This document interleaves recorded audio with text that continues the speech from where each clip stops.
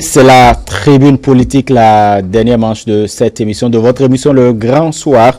Je reçois des acteurs politiques. Je voudrais bien vous présenter le premier. Il s'agit d'Antoine Adoukono. Il est membre du Parti Bloc Républicain. Bonsoir à vous. Bonsoir, monsieur. Merci. Journaliste. Merci pour la disponibilité. En face de vous, nous avons Kevin Olabi Dossou, que je retrouve avec un plaisir inouï. Il est membre de l'Union progressiste. Bonsoir. Bonsoir, monsieur Romuald. Vous allez bien? Dieu merci. Voilà, nous parlons de la loi 2019-45 portant statut de l'opposition. Vous savez que à l'issue donc du dialogue politique organisé les 10, 11 et 12 octobre dernier, le Parlement a donc réfléchi pour un instrument juridique adéquat en ce qui concerne le statut de l'opposition au Bénin. Nous allons analyser ensemble les innovations. D'abord, cet instrument juridique. Lorsque vous voyez 21 articles en quatre titres, déjà, pour vous, ce réajustement, comment vous l'interprétez? Merci, monsieur Romuald. Ce sang nouveau apporté à la loi qui existait déjà, qui organisait déjà l'opposition, est arrivé juste parce que, vous savez, après le dialogue politique que le président Patrice Talon a mis en place, il y a eu des implications, il y a des recommandations de la part des acteurs politiques des différents partis politiques qui ont pris part à ce dialogue. Donc, il fallait donc retoucher l'ancienne loi qui existait déjà pour donner plus de place à l'opposition aujourd'hui qui a quand même un travail important à faire dans le pays.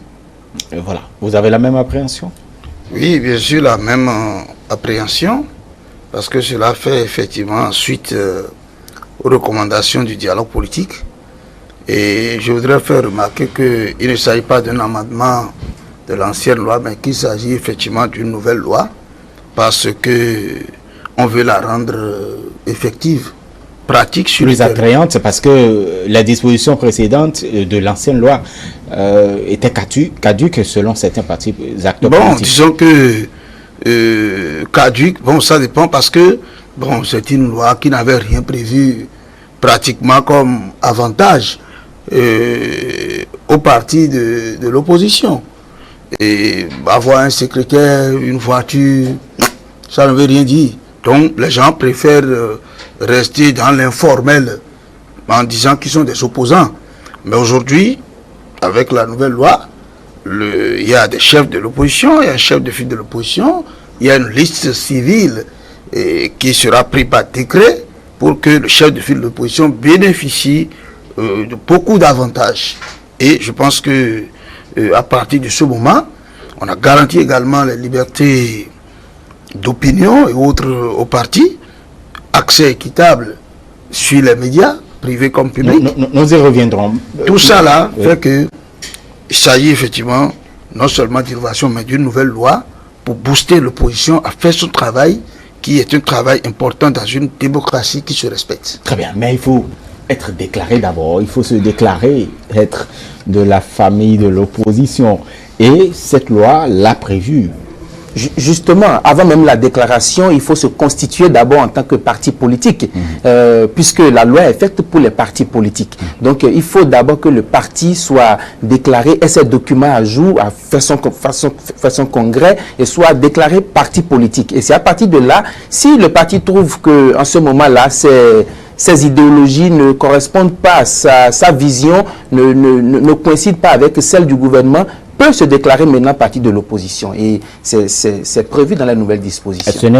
Ce n'est toujours pas facile quand on sait que l'ancienne loi, il y a tout de même, ça existait, mais l'opposition était dans l'informel. Oui, vous savez, c'est pour quitter l'informel qu'on a fait tout cet effort-là pour donner tout le confort qu'il faut à l'opposition.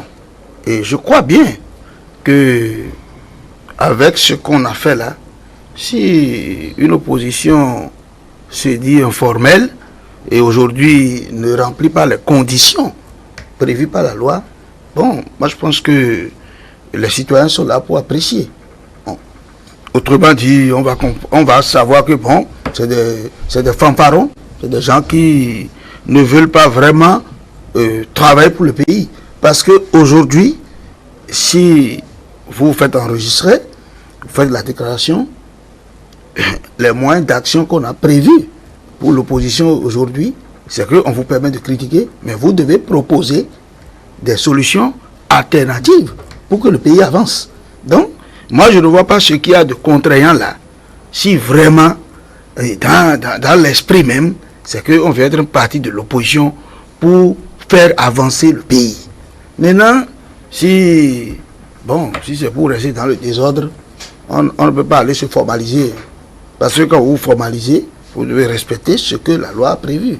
Et moi, je ne vois rien de contraignant là qui puisse empêcher un parti de l'opposition de se faire enregistrer et de rester dans l'informel. Ce qui retient tout de même l'attention un peu plus, c'est l'article 8 où on a précisé un peu qui doit être chef de file de l'opposition et un certain nombre de choses. Par exemple, quand vous voyez le dernier alinéa où on parle un peu de ce que le chef de file de l'opposition, sa désignation doit être entérinée en Conseil des ministres. Ça gêne certaines personnes. En réalité, ça ne devrait pas gêner. Vous savez, nous avons connu au Bénin des partis qui se sont réclamés partis d'opposition de fait, mais en réalité qui n'étaient pas dans la veine de développement, qui n'étaient que des partis d'opposition de critique.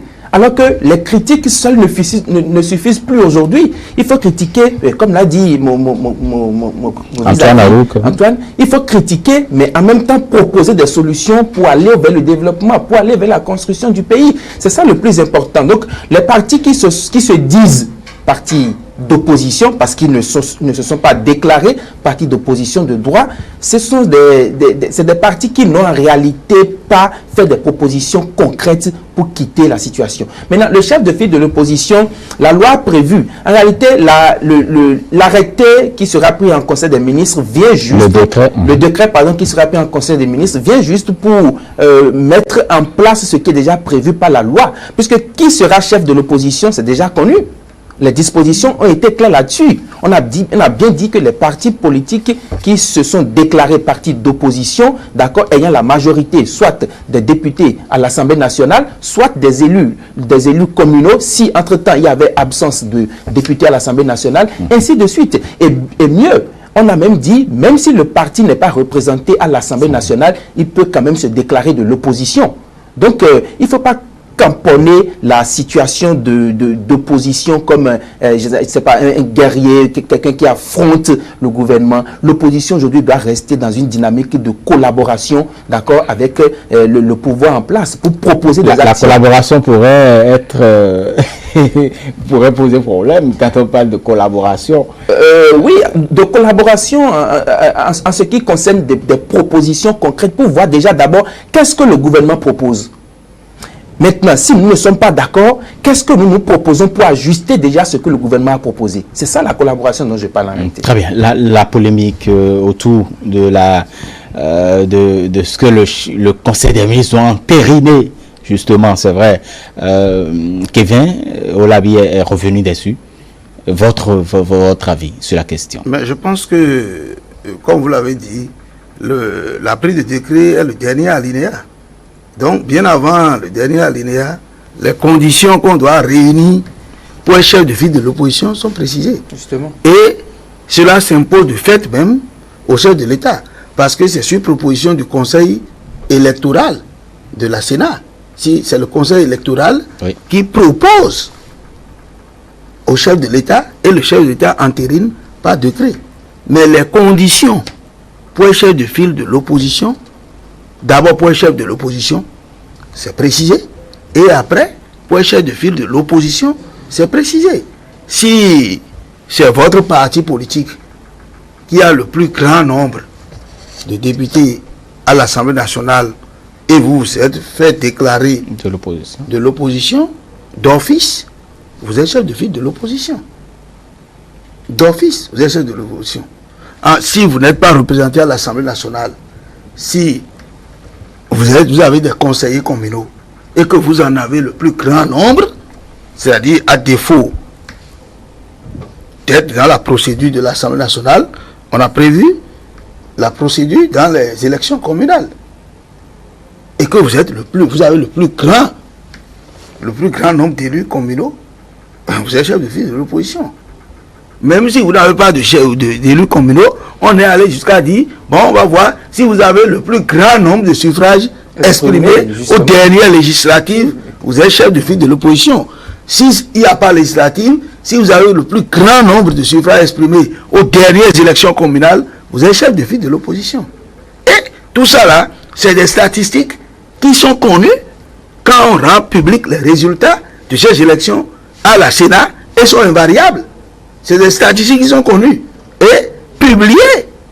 À partir de ce moment où va se trouver alors la polémique. On ne peut pas dire aujourd'hui que c'est tel parti politique qui a, après les résultats des élections législatives, qui a le plus grand nombre de députés à l'Assemblée nationale et remplit donc de fait les conditions prévues par le législateur et que un gouvernement, d'abord que le Conseil électoral entérine en proposant la personne, et c'est maintenant le chef de l'État qui va dire non, je ne peux pas, non. Regardez quand même la personne du chef de l'État. Mais c'est sa volonté marquée qui nous amène là.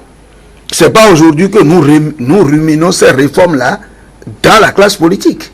Mais c'est parce que tout le monde est d'accord pour le principe, mais personne n'est. C'est-à-dire que le Béninois, et je trouve que on veut en même temps une chose et le contraire. Oui, on veut lutter contre la corruption, mais pourvu que personne ne soit poursuivi. Ça, c'est le schéma du Béninois. Il faut lutter contre la corruption. Mais faites en sorte que personne ne soit poursuivi.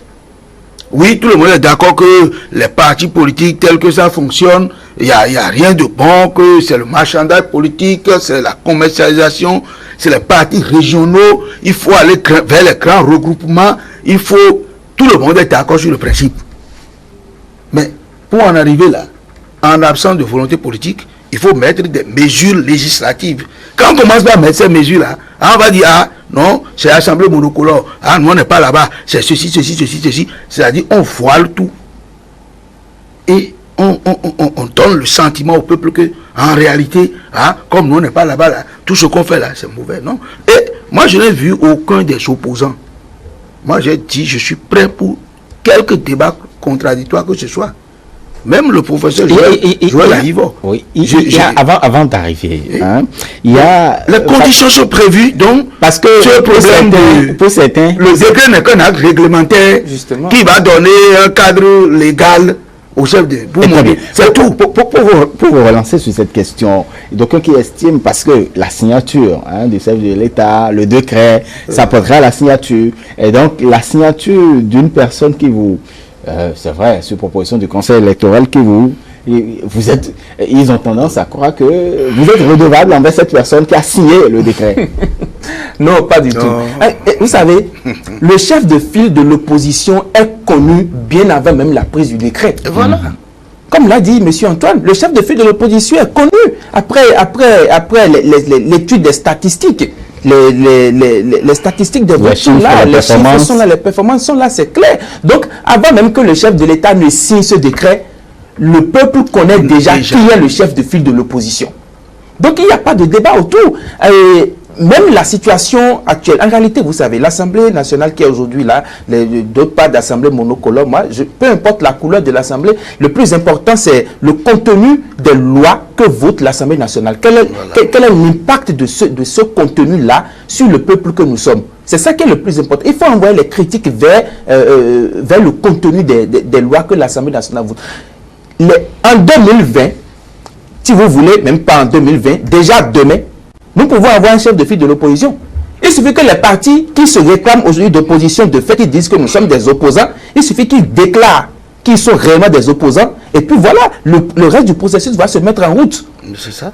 Donc même avant les élections législatives de 2023, nous aurons des partis d'opposition. S'ils se déclarent réellement, nous aurons des chefs de file. Le chef de file de l'opposition sera connu et participera dans les règles de l'art, dans les dispositions légales, participera à l'action de la construction de la nation. C'est le plus important. on doit percevoir aujourd'hui, l'opposition doit se mettre dans la peau de construire, de participer à la construction de la nation et non de critiquer juste les actions du gouvernement sans faire des propositions. Très bien. Il y a une autre, quand vous lisez un peu le contenu de cette loi 2019-45 portant statut de l'opposition, c'est que l'opposition peut être consultée sur certaines situations majeures. Et est-ce pour vous une avancée, Antoine Adoukono? Une très grande avancée. Une très grande avancée. Et je pense que c'est ça même la finalité de la loi. On n'est pas en train de donner un confort à l'opposition pour que l'opposition devienne encore un handicap pour le pays. On est en train de donner tout ce confort parce qu'on estime que la gouvernance, c'est les idées, c'est le management, c'est beaucoup de choses. Et vous savez, moi je n'ai pas la langue de bois, hein. Des fois, nous qui sommes autour du chef de l'État, nous n'avons pas toujours personne n'est censé avoir la science infuse. Et des fois, on peut être même de mauvaise volonté pour ne pas dire tout ce qu'il y a autour d'un dossier au chef de l'État. Mais l'opposition, qui n'est pas dans la même position que nous, a sa liberté de pouvoir éveiller les consciences. Et le chef de l'État peut partir de là pour dire, ah, voilà, mes conseillers, voilà ce qu'ils m'ont dit. Voilà ce que pensent aussi les opposants. Et parfois, ça peut orienter le chef de l'État à prendre de très bonnes décisions. Et donc, les consulter, ce n'est que l'ordre normal des choses, si tant est que l'opposition n'est que dans l'esprit du développement du pays. Mais si j'ai une opposition de vente en guerre, où il faut créer un parlement de résistants, où il faut être dans la logique de dissolution du parlement qui est là, il faut être dans la logique de talon dégage, de tout ça là. Si c'est une opposition de cette façon-là, c'est là où la consultation n'aurait pas de sens. Et justement, ils en veulent encore plus, puisque ils trouvent que c'est un avis consultatif. Ils en veulent plus. Vous savez, c'est ce qu'on a commencé par dire. Si nous avons des partis politiques qui refusent aujourd'hui de participer, d'animer la vie politique, il ne faut pas leur en vouloir aussi, parce que, vous savez, si vous n'avez pas quelque chose à proposer, et qu'on vous pousse à ça, c'est pas facile. Vous avez le dos, mais comment je fais? Qu'est-ce que je fais à cet instant-là? Donc il ne faut pas leur en vouloir. Sûrement qu'aujourd'hui, peut-être, ils n'ont pas de propositions concrètes à faire au gouvernement, donc ils sont dans les critiques. Ils vont attendre un peu de voir qu'ils... Est-ce que dans les critiques, il n'y a pas déjà de propositions? On peut critiquer sans qu'il n'y ait de propositions? Justement, les critiques qu'ils formulent, c'est des critiques qui ne sont pas constructives. Nous voulons des critiques qui construisent, des critiques qui amènent le gouvernement à réviser même sa position. Parfois, l'opposition peut amener le gouvernement à revenir sur certaines décisions que le gouvernement a prises. Donc, c'est animer la vie politique. Le fait que le gouvernement consulte l'opposition, comme l'a dit M. Antoine, c'est une aubaine, c'est une opportunité. Parce que vous-même, quand vous mettez en place une procédure, vous allez expérimenter d'abord la procédure pour voir s'il y a des failles, s'il y a des difficultés et essayer de les remonter. Mais si déjà à côté, un autre œil, puis vous dites, voilà, dans ce que vous avez proposé, il y a des couacs que vous pouvez déjà corriger avant même de commencer par mettre en place cette procédure, c'est la bienvenue. C'est ce que nous souhaitons de l'opposition. Que l'opposition porte des critiques constructives aux actions du gouvernement et que le pays avance. Qu'est-ce que cela changera maintenant, cette loi? Non, qu'est-ce que cela doit changer? Cette loi doit changer. Voilà. Ce que cela doit changer fondamentalement d'abord, c'est le fait que ça va beaucoup plus instruire les citoyens à comprendre l'action publique. Parce que si nous avons une opposition responsable, l'opposition va faire des propositions où le peuple va comprendre que, en réalité, même quand on dit mouvance et opposition là, les deux ne font que converger vers le développement du pays. C'est ce que ça va changer fondamentalement. Parce que l'opposition que nous faisons aujourd'hui dans l'informel, c'est une opposition qui est prête à vilipender tout ce qu'on fait et à les peindre de noir. Avec ça, là, nous aurons une opposition critique. Il paraît que c'est une forme d'opposition aussi. Non. Vous savez, mais on ne peut pas construire une route et l'opposition va dire que c'est mauvais. Tout, parce que l'opposant, là, s'il veut sortir de sa maison, là, il va passer sur la route, là. Non. Il ne peut pas dire que non, parce qu'on vous a construit une route, là, c'est mauvais. L'opposition ne peut pas dire ça. Donc, tout ne peut pas être mauvais dans un gouvernement. Comme tout ne peut pas être aussi sans faille, puisque c'est une œuvre humaine. Donc, ce que ça va changer de fondamental, c'est que nous aurons une opposition responsable qui va comprendre que aujourd'hui, mon opposition doit pouvoir apporter la lumière au peuple. Nous ne pouvons plus rester dans l'opposition que moi je vois là, qui me fait pitié parce que eux-mêmes d'abord rester ensemble pour eux là. Mais vous pensez que mon ami là, il est de l'Union progressive. Vous pensez que quand nous on est ensemble là, ça n'a pas été un exercice facile. Ça a été un exercice très très très difficile. Des gens qui étaient des chefs de parti sont devenus de simples militants. Mais c'est ça aujourd'hui ils sont en train de fuir.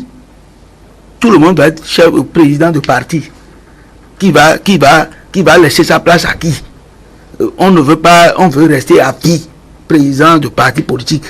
Mais tant qu'ils sont dans cet esprit-là, ils ne pourront pas rester ensemble. Donc leur mal commence déjà par le fait qu'ils ne peuvent pas rester ensemble. Et s'ils ne sont pas ensemble, cette loi a beau être votée, ils n'en bénéficieront pas.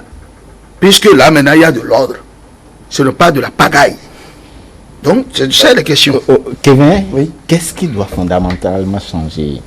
Non, ce qui va changer déjà, c'est que aujourd'hui, nous aurons de grands partis politiques d'opposition.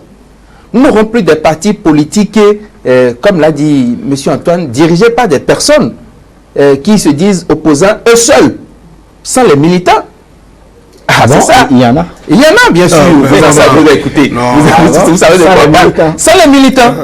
C'est le chef, le président, le PDG du parti qui se réclame lui seul de l'opposition et qui critique, qui fait ce qu'il veut, qui dit tout ce qu'il veut. Ce ne sera plus ça.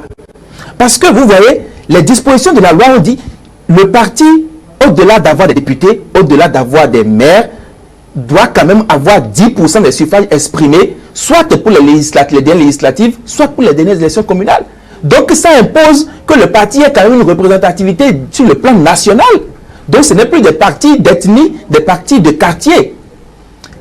Si les partis politiques aujourd'hui, de fait, qui se réclament de l'opposition, doivent être réellement des partis d'opposition, ils vont aller, ils vont revenir, ils vont se mettre en rang pour se conformer au système, à la réforme du système partisan qui est mise en place aujourd'hui. C'est ce que nous on a fait à l'Union progressiste. Ça n'a pas été facile, comme l'a dit M. Antoine. Des présidents de mouvements, des tout-puissants présidents de mouvements dans des régions sont devenus de simples militants. Et ah oui, nous sommes des militants, au même titre que le président qu'on a mis là, qui dirige notre parti aujourd'hui, nous sommes militants au même titre.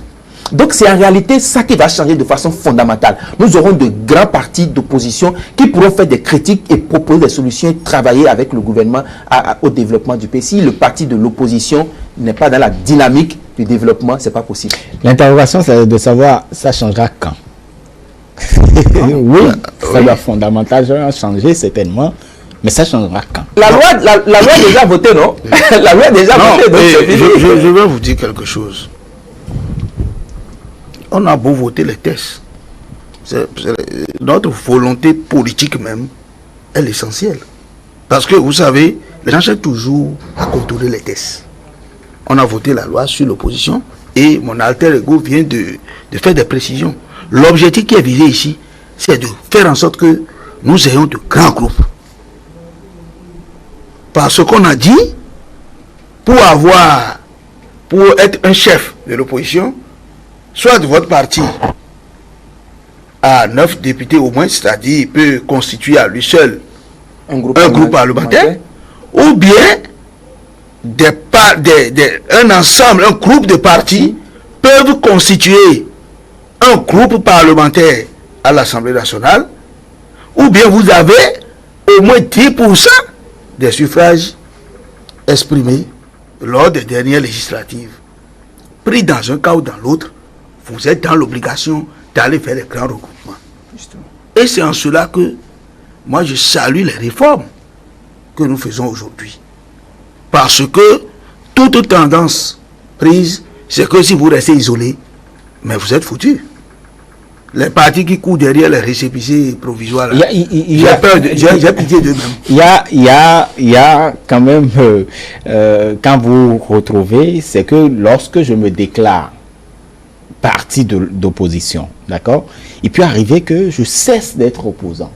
Et la loi me donne ce privilège-là. Oui, justement. Est-ce que pas un risque? Non, pas du tout. Parce qu'à un moment donné, je peux changer d'idéologie, je peux changer de façon de voir les choses en tant que parti politique. Puisque le parti politique travaille dans le temps.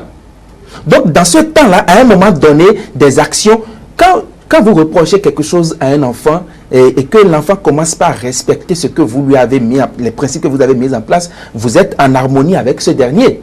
C'est en réalité ça. Donc, à un moment donné, le parti d'opposition peut changer de visage. Parce qu'il a vu aujourd'hui que les critiques formulées sont prises en compte, les recommandations sont prises en compte et que voici le pays marche selon ce qu'il désire. Donc, comme ça, vous n'êtes plus opposant. Vous devenez partisan. Et donc, vous pouvez donc déclarer que voici, nous ne sommes plus parti d'opposition. Et si entre-temps, vous étiez chef de file de l'opposition, vous perdez le titre. Il faut cette précision. Vous perdez le titre, puisque vous n'êtes plus parti politique d'opposition. Donc vous faites une autre déclaration maintenant pour dire, voici, nous sommes maintenant avec le gouvernement en place, nous épousons les idéologies, les actions mises en place par le gouvernement, nous quittons l'opposition et nous devenons partie de la mouvance présidentielle. C'est simple que ça. Oui, un peu pour dire qu'on n'est pas opposant à vie. Et en fait, l'opposition, c'est dans les idées. Ce n'est pas dans les affrontements. Et donc, vous vous opposez à un pouvoir parce que vous voyez que tel que ça fonctionne, on peut faire autrement. Et vous constatez visiblement que ce pouvoir est un pouvoir qui commence par prendre en compte vos doléances. Mais quel intérêt vous avez encore à rester toujours opposé? L'idéal aurait été mieux de s'approcher de ce pouvoir pour pouvoir encore mieux conseiller celui qui est là, puisque vous l'avez trouvé ouvert. Vous êtes dans l'opposition, il prend en compte vos opinions. Qu'en serait-il si vous êtes encore avec le gouvernement? Et arrivé là, vous faites la part des choses et vous prenez une décision responsable. Ce n'est pas une honte de dire que désormais, je ne suis plus de l'opposition.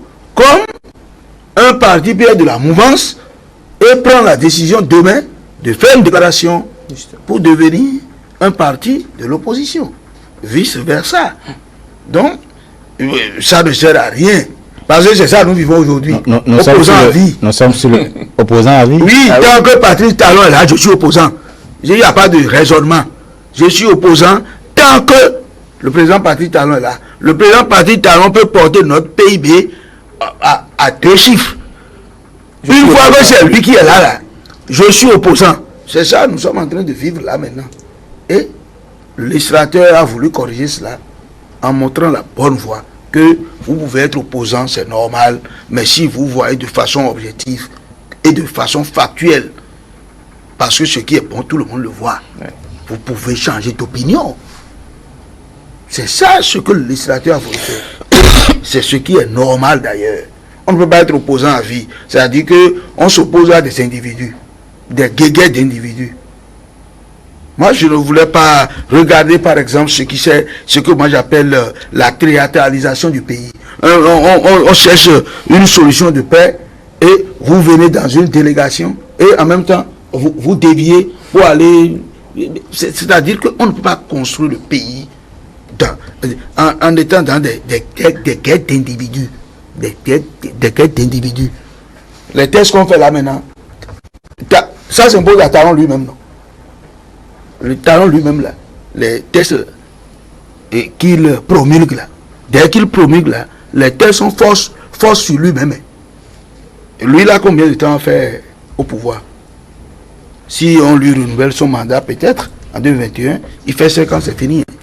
Mais les tests là vont rester. 10 ans, parce que 10 ans de toute sa vie, vous vous souvenez de cette phrase Ouais, qui se trouve dans la loi. C'est pas des guerres de personnes. C'est pas des guerres de personnes. Et je crois que j'invite la jeunesse à mieux cerner. Et justement, qu'est-ce que gagne la jeunesse? On va finir par là. Qu'est-ce que gagne la jeunesse? Parce que là, on est en train de voir 6 lois. La loi sur le financement des partis politiques, la loi sur le statut de l'opposition, la modification, le code électoral, l'achat des partis politiques modifié. La jeunesse gagne assez. Qu'est-ce que vous en gagnez concrètement? Dites la vérité au nom de nos téléspectateurs qui vous regardent. Vous savez, la jeunesse gagne beaucoup. Vous savez, les lois sont faites pour le futur. D'abord, déjà là, partant du principe de ce que les lois sont faites pour le futur, la jeunesse appartient beaucoup plus au futur. Et la réforme du système partisan permet de dire aujourd'hui qu'une personne ne peut plus se prévaloir propriétaire d'un parti politique. Donc, à un moment donné, il y a un renouvellement de la classe politique. Vous avez vu la réforme, vous avez vu la réforme du code, la révision de la Constitution avec la réforme du code électoral sur le mandat des députés à l'Assemblée nationale. Nous avons connu des députés qui sont restés de la première législature jusqu'à la 7e. Et s'il n'y avait pas des situations, seront encore députés. Leurs fils viendront en terre. Il faut quitter ce système-là. Aujourd'hui, les députés ne pourront plus faire que 3 mandats. Terminé. Après ça, vous ne pouvez plus être député. Ça permet à un autre jeune quand même d'arriver aux fonctions de député et d'essayer de participer à la constitution de son pays. Il faut quitter le fait de penser qu'une seule personne détient la science de construire le pays et que le pays n'appartient qu'à des individus. Le pays appartient au peuple, le pays nous appartient. Donc la jeunesse, en matière de réforme, la jeunesse gagne beaucoup sur tous les plans, sur toute la ligne. Très bien. Pour finir, oui, la jeunesse. Oui, pour finir. Parce que vous êtes encore jeune. Oui, vous savez, mon alter ego a déjà expliqué un peu les choses. Ce que nous gagnons, lorsqu'on fait les réformes, ça ne transmet pas de l'argent dans votre poche. C'est pas parce qu'on a fait la révision de la Constitution que si vous ne faites rien dans la société, ça va changer votre vie. Mais ici, ça a un effet inductif macroéconomique. Lorsque vous êtes dans un parti politique, avant, moi j'ai fait la renaissance du Bénin. Les militants sont des esclaves. Les militants sont des esclaves. Apprenons les choses par leur nom. Mais aujourd'hui, puisque c'est quelques groupuscules qui dirigent les partis, mais aujourd'hui, en tant que jeune, lorsque vous êtes dans un parti aujourd'hui, il y a une certaine démocratie qui finira par s'instaurer dans les partis au vu des contraintes qu'amènent toutes ces réformes. Personne ne peut se dire aujourd'hui encore, hein, c'est moi le président à vie d'un parti.